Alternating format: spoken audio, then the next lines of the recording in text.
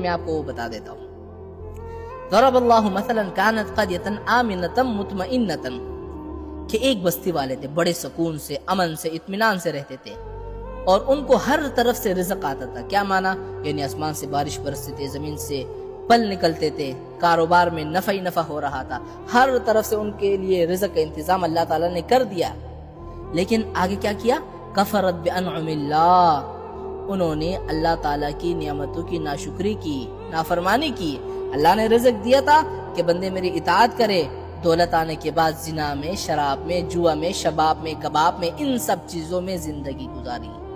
کفرت بانعم اللہ، اللہ نے ان پر اپنا عذاب مسلط کر دیا۔ عذاب کیا مسلط کر دیا؟ ایک تو ان کا رزق بند کر دیا، بارشیں بند ہو گئی، فصل ختم ہو گئے، اور دوسری بات یہ ہے کہ ہر وقت ڈرتا رہتا ہے۔ ہاں، ہر وقت کل کیا ہوگا، کیا ہوگا، کیا ہوگا۔ بندے گھر سے نہیں نکل سکتے، بچے اگر اسکول جائے، ماں بیچاری گلیوں میں کھڑی رہتی ہے کہ میرا بچہ آ رہا ہے، کیسا ہوگا، کیسا نہیں ہوگا، دعائیں مانگ رہی ہوتی کہ خدا را یا اللہ میرے بچوں کو صحیح سلامت میرے گھر آ جائے۔ یعنی یہ دو عذاب اللہ تعالیٰ اس بندے پر مسلط کر دیتے ہیں۔ تو آپ مجھے یقین سے کہیں، ایمان سے کہیں کہ یہ دو عذاب آج ہم پر آئے ہوئے کہ نہیں؟ رزق بند ہے، ہاں، اور ہر وقت ڈرتے رہتے ہیں۔ اس کی کیا وجہ ہے؟ قرآن خود کہتا ہے بما کانوا یعملون، ان سب کی وجہ یہ ہے کہ جو تم نے گناہ کیے ہیں نا، یہ انہی کی سزا ہے۔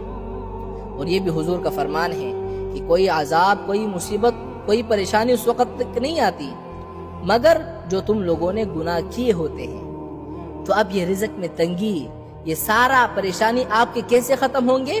حضور نے کیا فرمایا؟ الا بتوبۃ، جب تک بندہ توبہ نہ کرے۔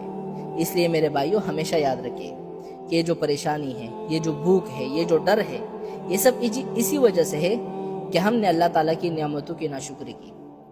اللہ تعالیٰ کی نعمتوں میں شکر کرنے کے بجائے، عبادت کرنے کے بجائے گناہوں میں زندگی گزاری۔ اور اب ہم لوگ اس اسٹیٹ پر پہنچ چکے ہیں کہ گناہ کو گناہ بھی نہیں سمجھتے نا۔ یہ ہماری آخری حد ہے بربادی کی۔ ایک تو یہ ہے کہ بندہ گناہ کرتا ہے اور یہ سمجھتا ہے کہ میں گناہ کر رہا ہوں، غلط کر رہا ہوں، اللہ کی طرف وہ لوٹ جاتا ہے، اللہ سے شرمندہ ہوتا ہے، توبہ کر لیتا ہے۔ لیکن ایک ہے جو گناہ کو گناہ بھی نہیں سمجھتا، فخر کرتا ہے کہ جی ہم تو انجوائے کر رہے ہیں۔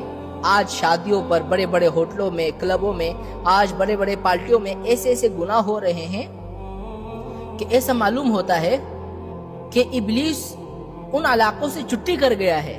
یعنی ابلیس بھی کہتا ہوگا، شیطان بھی کہتا ہوگا کہ اب میری یہاں پر ضرورت نہیں ہے، یہ لوگ تو پہلے سے بھٹکے ہوئے ہیں، یہ تو اتنے بھٹکے ہوئے ہیں، یہ تو مجھ سے بھی زیادہ بھٹکے ہوئے ہیں۔ تو ان سب کا علاج کیا ہے؟